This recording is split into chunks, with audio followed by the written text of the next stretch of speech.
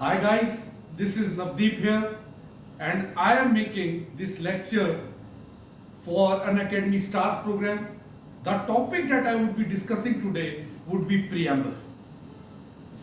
When we see our constitution, the first thing that we notice is the preamble.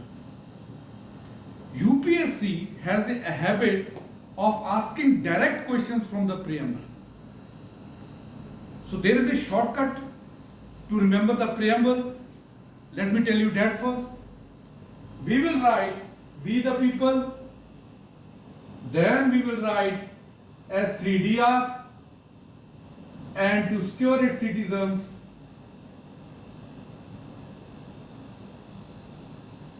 JLEF, J के आगे हम लिखेंगे SEP, L के आगे हम लिखेंगे TABF, E के आगे हम लिखेंगे SOP, F के आगे हम लिखेंगे DUI, and now the most important part, in this Constituent Assembly and the date 26 November 1949, remember the date 26 November, Constitution Day. Now what does each letter mean? First S means sovereign, second S means socialist, third S means secular, D for democratic, R for republic, and to secure its citizens justice, liberty, equality, fraternity. Okay, justice कौन सा? Social, economic, political. Liberty of thought, expression, belief, faith, worship. Equality of status and opportunity. Fraternity, dignity, unity, integrity. In this Constituent Assembly on 26 November 1949, खटक पूरे का पूरा preamble आपने लिख लिया using this short trick. अब preamble होता क्या है? हमने तो देख लिया preamble होता है, पहले इसको शॉर्टकट में हमने याद भी कर लिया. अब ये preamble होता क्या है? Preamble is the summary of the Constitution. अगर आप कभी भी पूरा कॉन्स्टिट्यूशन पढ़ रहे हैं और अगर आप जस्ट शॉर्ट में जानना चाहते हैं कि इस कॉन्स्टिट्यूशन में दिया क्या है, what is given in this constitution, what was the aim, what was the idea of the constitutional makers, वो सब का सब आपको प्रीएम्बल में मिलेगा.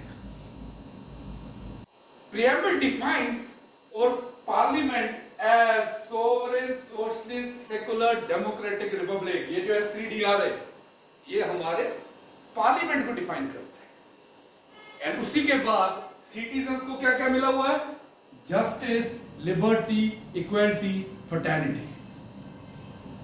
तो in this constitution how our parliament is defined and what is given to the citizens, दोनों चीजें दी हुई.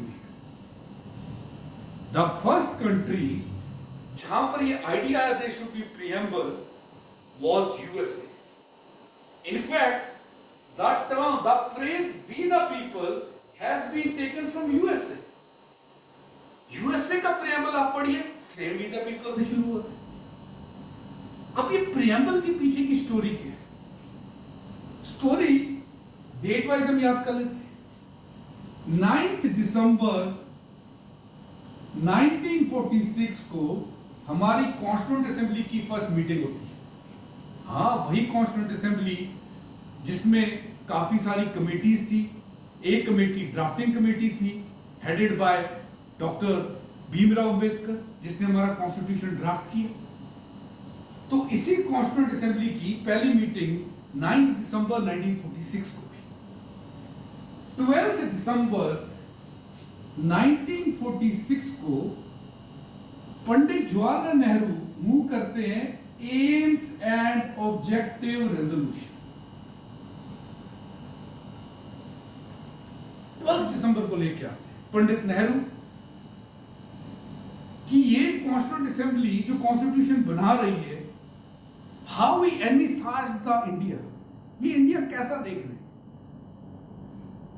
And this aims at objective resolution was adopted by Constituent Assembly on 22nd January 1947. Why I am talking about this aims and objective resolution? क्योंकि इसी AIIMS and objective resolution को बाद में as a preamble लिखा गया। थोड़ी सी changes बाद में हुई, मैं बता देता हूं। Bye 42nd constitutional amendment act 1976 तीन वर्ड्स ने ऐड किए जाते हैं एग्जिस्टिंग प्रियम्बल में by Indira Gandhi government. Word कौन से थे? SIS सोशलिस्ट, ये वाला, इंटीग्रिटी यहां पे, एंड सेकुलर। इसका ये मतलब नहीं कि इससे पहले हम सेकुलर या सोशलिस्ट नहीं थे, हमारे अंदर इंटीग्रिटी की वैल्यूज नहीं थी। वो हम नेक्स्ट क्लास में देखेंगे कि ये सब ऐड क्यों हुए और इन सब वर्ड्स का एक एक करके मीनिंग हम अपनी नेक्स्ट क्लास में नेक्स्ट सेशन में करेंगे। That would be all for this session. Thank you very much for watching. Have a great day of your day.